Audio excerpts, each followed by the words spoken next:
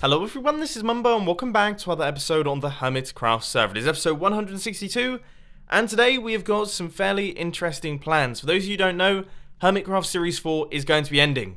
These are some of the final episodes on this season right here. Soon, the power beam, the industrial district, the new base, the charge creeper, the toilet, the tooth, the drone, the spoon, the piston, the wolf farm, the massive industrial district, spoon counter, this chap right here, who's recently been killed, Exuma's witch farm that currently isn't working and never really worked particularly very well, the villager breeder, the slime farm, all of this stuff is going to be gone. You are not going to be seeing it on YouTube anymore, which for some of you is actually going to be a little bit sad. For those of you who have followed the entire Hermitcraft season from start to finish, you've been growing along with me and you have seen how this place has changed, and it's very strange to think that I'm not going to be coming on here anymore. But times are changing and we have got some very exciting plans ahead. I cannot wait to get started on Hermitcraft Season 5, but that doesn't mean that Hermitcraft Season 4 hasn't been awesome, and I think in today's episode we're going to celebrate that awesomeness. You guys have seen all of the crazy stuff that I've built, okay? You've seen all of the things that I've been working on, but what you might not have seen is some of the other things that the Hermits have been working on that I haven't necessarily shown too often in my Hermitcraft episodes. So today we're going to be taking a look at some of my personal favourite builds. I totally should have brought more rockets than this. I mean, I've only got 8 on me. It wouldn't get me very far, would it? So now that I've got myself some fireworks, my mileage have run out. Not a very good start. Let's go repair those. I've just had a fairly horrifying thought. This could be the last time that you hear the crazy Enderman noises on Hermitcraft Series 4. And it will be ages before we get an Ender on Hermitcraft Season 5. I hope you enjoy it. Try not to shed a tear. In fact, we should probably start things off in the end, because up here is the Ender itself. Now, Ender are quite simple these days. Thanks to the addition of the Endermite, all you really have to do is place an Endermite in a minecart and then a big platform, and all of the Endermen will run to it, falling down, and then you can kill them all. But as you can see, Iskala's done a ton of different redstone work and just built a bunch of stuff around the bottom that looks absolutely amazing. I'm a big fan of this build, and I also like the fact that it's space station themed, and he's gone for jump boost as the beacon power up, as if is zero gravity. But another thing that I think is really, really awesome is CubedHost Halo. This gigantic circle going around the entire outside of the end, and then also we have got the portal things. They're kind of integrated into the design, and it looks fantastic. It looks seriously, seriously cool. And I think to do it, I'm fairly certain he took out all of the pillars. That was actually to start work on his biome. Yep, this place is completely bonkers. This place is completely bonkers. I mean, I need to make sure that I get lift off here, because there's so much lava and just so much stuff that could kill you. I don't fancy touching the floor particularly. In fact, I've never really got close because I'm so scared to actually land, because this place is so deadly. But as you can see, we do have, we've got obsidian, we have black concrete, and also a few paths and magma and just lava. It's crazy. It's just an insane project. This is seriously insane. And the sheer quantity of obsidian, I can't even think how long that would take to do. This is definitely one of the most mental projects on the server, and I love the way that it blends into the other biomes, using things like mycelium and soul sand and things like that. And then up at the top, we also have some volcanic geysers. I never know how to say that word, but they look amazing as well. I mean, this is a seriously crazy project. Completely different to anything that I've ever seen in Minecraft. It's mad. And also, if you're wondering what that is, that's an end crystal transported from the end. Yeah, CubedHost's a monster. He's an absolute monster at Minecraft. So you know my Death Star? Well, there is another one on the server. I've never been in here before. What on earth were the Hermits thinking when they built this? I mean, mine was like a decent sized project. I wouldn't necessarily call it like a big project, but doing those circles, that was really long winded. I dread to think how long this actually took. Good heavens. I believe this was like a group effort between Exumavoid. I know that Wells Knight was involved. I think potentially Scar was involved as well. I can't quite remember. It was quite a long time ago. But they built this gigantic thing right here to have air elytra fights in. And it is mad.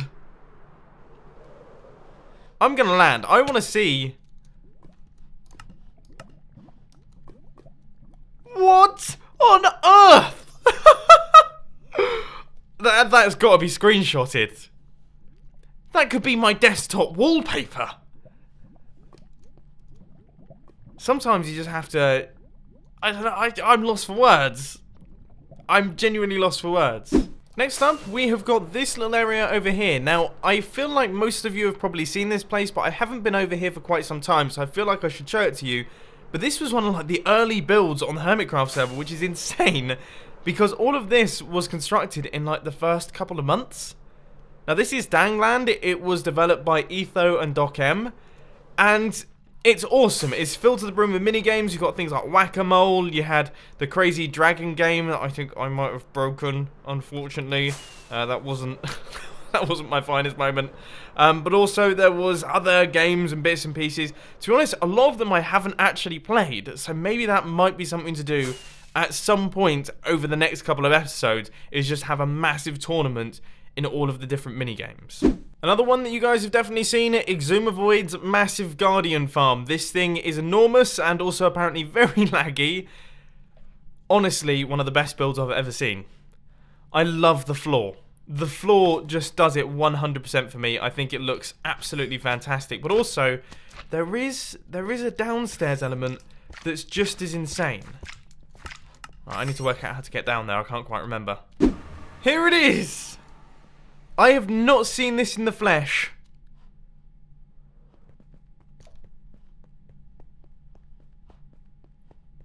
Whoa.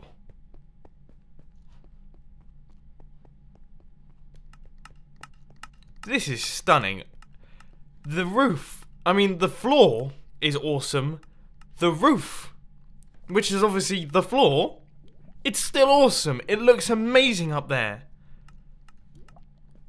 Oh. What a mental looking build. And obsidian seems to be the ongoing theme. Now this is the shulker box storage system, as far as I remember. Or at least, I think, yeah, this is like a conventional storage system. Or one like Tango's one. And then this over here is all of the shulker box stuff, which all looks quite complex and confusing. Wow. Seriously good stuff by exumavoid. This is an impressive build and one that I actually hadn't seen yet down here. Wow. Wow, wow, wow, wow, wow. Okay. Wow. Even better. Oh, I'm going to get out of here before I start getting jealous. Another personal favourite of mine, not necessarily due to size, but just because of creativity, is this. This is Vintage Beef's Space Base, and it's spot on. It's 100% like out of that Martian film with Matt Damon where he eats all the potatoes. A lot more happened in the film, by the way, than just eating potatoes, but that's kind of the general gist of it. And it looks fantastic. It's such a cool idea for a base. I absolutely love it. There's just so many awesome details, like the little rover, the tree inside that area there. We've got like the space lander with, I think that might be a Star Wars. Yeah, that's one of the Star Wars fighter thingamajigs that I never remember the name of. But it's just all great. It's all so cool. But now I think we should take a look at an enormous farm. I fancy taking a look at a massive farm. The mega map. I haven't seen this thing in ages. Look, there's my base up there. I'm gonna get closer to this. I want to see my base. I want to see my base in detail. Let's go up. Oh, that looks so cool. Drone, power beam. Amazingly, I seem to have built the power beam to be like the perfect size of that ring there. I can't remember if that was intentional or not, but there is the industrial district. There's the mega builds, and it looks like that hasn't actually updated for a little while. But then we have the charge creeper, we've got my pathway, the redstone pathway, and then the new mega base. That looks really good. That looks seriously, seriously cool. But then you see something like this and you think to yourself, my base doesn't look so big anymore. Wow. I definitely want to work on my own biome in the next Hermitcraft season. Another one of CubFan's mega builds, something that once again I really want to work on in the next Hermitcraft season, is a charged creeper farm, complete with pixel art. He's got a really cool pixel art of a creeper, a spider, a skeleton, and a zombie right there. And by the look of things, I'm guessing that's like a mob spawning area that I've just landed in, which could be potentially lethal. But yeah, this is a gigantic, enormous, charged creeper farm, and each one of those holes has a creeper on the inside of it. That is hard work. That is a lot of hard work. This thing's huge and I'm scared to move around. Can I? Yeah, they don't know I'm here.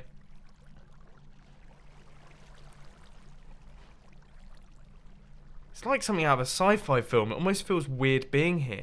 I keep getting distracted and just checking out random parts of the server. There's so much cool stuff going on. I want to show you all of it, but the video would be like 12 hours long. So just check out all of the hermits, okay? So this is the donut number 2. This is a giant zombie pigman farm that allows you to get tons upon tons of gold tools and just gold in general. And the best part is it's fully AFKable and you get tons upon tons of XP. It's a really, really great XP farm. I honestly don't know why I don't use this instead of the Enderman farm. I guess that's a little bit daft of me, but this thing, well, it looks really complex. I mean, we've got a bunch of redstone contraptions down here, a bunch of item elevators going up, but the actual basics of it is really, really simple. All it is just a bunch of platforms. You can see we have got a whole ton of zombie pigmen spawning, and once you throw a snowball at one of them, then they all get aggro, try and attack you, fall down a hole, die, and then you get their XP and also all of their item drops. Plain sailing. Now on to something truly, truly insanely special in every way, shape and form. Can you hear that noise? Okay. There are... well, there's a lot of ghasts. There are a lot of ghasts in this area right here, and when you activate the farm, they travel across this sheet of ice, pushing all of the zombie pigmen off, and to the end. And they push everything off, actually. They push other ghasts off, everything. And you get all of the drops for it. Now, I'll be honest, I'm a little bit too scared to turn it on, simply because there is this hole over here, and I don't want to break anything, because I imagine this sort of thing would be a massive pain in the backside to fix. But, man oh man, Tango Tech and Impulse SV know how to build a good redstone farm. This thing is just... it's just hilarious in every way, shape or form. I mean, listen to the noise. Look at the little legs. Oh, it's totally ridiculous. Now, speaking of Tango Tech and farms and technical stuff, this is where a lot of the iron from the server comes from. Look how many iron golems there are just in the system. Look how much iron is going through the system, and that is thanks to a farm known as the Iron Titan. Now, I don't actually know how easy it is to get out of this area right here, but I really, really want to show you what the Iron Titan actually looks like from the outside. So here it is in all of its glory. We have got this system right here. It has got tons upon tons of doors. We also have this area right here, which I think might potentially house some villagers or potentially other doors. I don't know how this stuff works. I'm not going to pretend to know how this stuff works. Tango Tech was the designer and builder of this one. I once built the Iron Trench on Hermitcraft Season 2. I think that's about as far as I will go, because yeah, this is a pretty big build. But it produces something like 4 gazillion iron an hour, so I suppose you can't complain too much. I mean, you can see the iron golems just falling through it at any given time. There's always an iron golem there. Always. See? There's 2 of them. Now this is actually something that I don't think I've seen yet. And to be honest with you, I've never really understood how these things work. I mean, I don't understand how the entrance even works. Oh, we're there! Right. Let's check out what this is all about. Now, I'm going to be totally honest with you guys. I haven't even seen this in videos or anything. And I don't know how I haven't seen it in videos, because this is a big old project.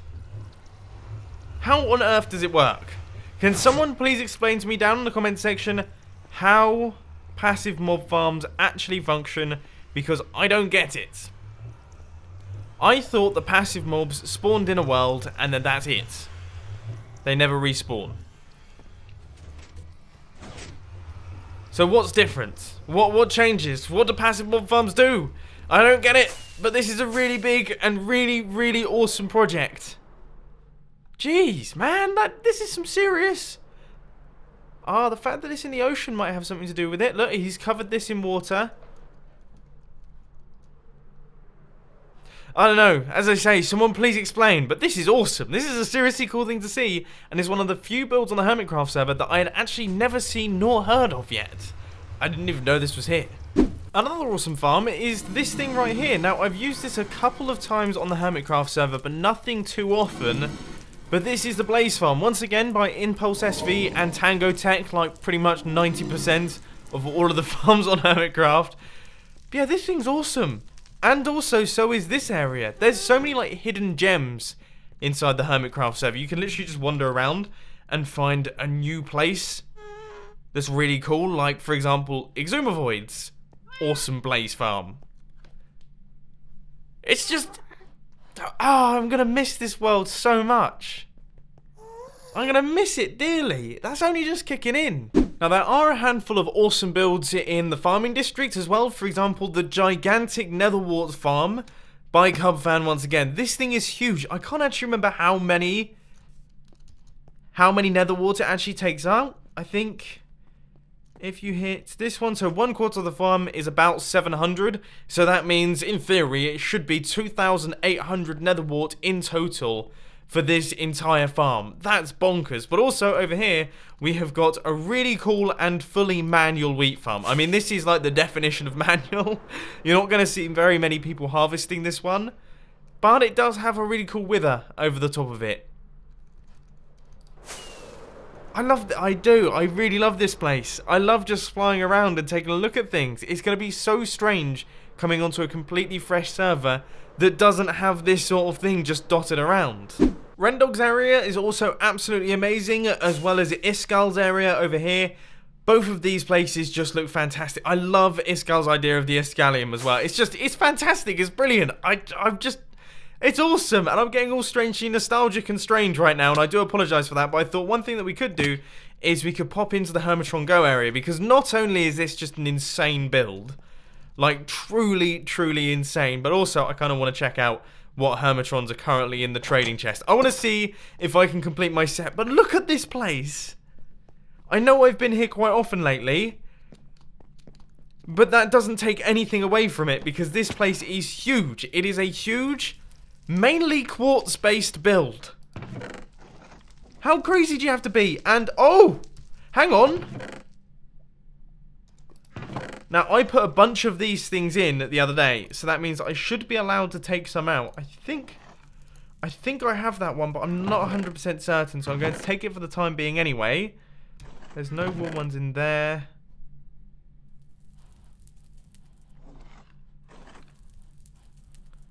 And there's no wool ones in there. So it's literally just that one. Could we be about to complete a set? I feel like I'm not. I definitely feel like I'm not. I think I've got the green one. I'm fairly certain I do actually have the green one. But still, it would be nice to get that one extra one. Oh, no! Oh, what a shame. Okay, well, we still have 2 more to go. I thought they were the winners. Iskal, I swear! Why do you always get the ones I need? Now, one project that we won't have seen for a very long time indeed, and I don't think I'll be able to do a decent job of actually showing you, is the Hermit in Hurdles. Or have I complete... That was from like Hermitcraft Series 1. That was by Generic B. Oh no. Oh no, I'm so sorry. I'm so sorry, Tango Tech. I didn't mean it to happen. Oh my word, that was so close. But this is the, what was this thing called? Anyway, this thing was completely bonkers. I think it took me about 40 minutes to solve it. But it took some people hours upon hours. It was like a super mini game type thing. And it was like a crazy course that you had to use logic and problem solving skills, which I personally have absolutely none of. In fact, one thing that I didn't actually mention when I was over by these biomes right here is Scar's base is also fantastic. Like, it is a serious base. Just the terraforming and the amount of work that's gone into the environment is crazy. And he's got his railway going through here. And there's like, look, there's like logs being loaded onto trains. And it's just, it's awesome. It's seriously awesome. It's so cool seeing how creative the other members of the Hermitcraft server are. Like, I've got my thing that I do. Other people have their thing that they do. And it's just really cool to see how other people attack like the whole survival let's play thing, because obviously we have completely different ways of doing things. I do the redstone stuff, I build farms, I like building things like that, whereas Scar's come along and he's like, I want to terraform an entire biome. Done. It's just so cool. I'm trying to think of other insane projects that I can show you guys. Now, I'll be honest, I wasn't really planning on going to anyone's like specific base and doing proper base tours, because I imagine that they're going to be doing that sort of thing, so I don't really want to get too involved. I just wanted to do like community builds and crazy farms. But I am sure there's certain things that I've definitely missed, so please let me know down in the comment section if there's anything that you do wish was featured in this video. Obviously, the entire shopping district is pretty insane. Logwarts looks completely crazy. You've got Joe Hill's art gallery over here. I mean, there's just so much stuff to look at. There is so much stuff to look at that, as I say, if I was to cover everything, it would be like a 15-hour long episode. So I think, ladies and gentlemen, for your sakes and mine, I'm going to end today's Hermitcraft episode here. I hope you enjoyed it. If you did, please sure to hit that like button. And if you really loved it, then make sure to subscribe. But thanks for watching, guys. This has been Mumbo, and I'm out. I'll see you later.